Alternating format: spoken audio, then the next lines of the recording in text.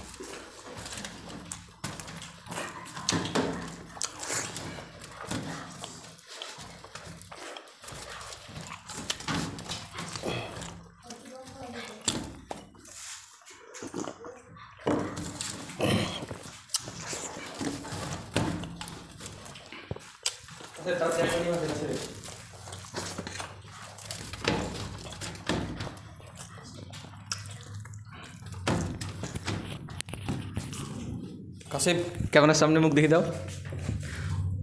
তো আজকে আবার উইনার কাসেব। তো কাসেব আজকে জিতে নিল 500 টাকা। তো আজকে গুলফাম হারলো, কাসেব জিতলো আবার আজকে আবার সেই কাসেবই উইনার। তো বন্ধুরা, আমাদের ভিডিও যদি ভালো লাগে অবশ্যই লাইক কমেন্ট শেয়ার করে জানাবেন।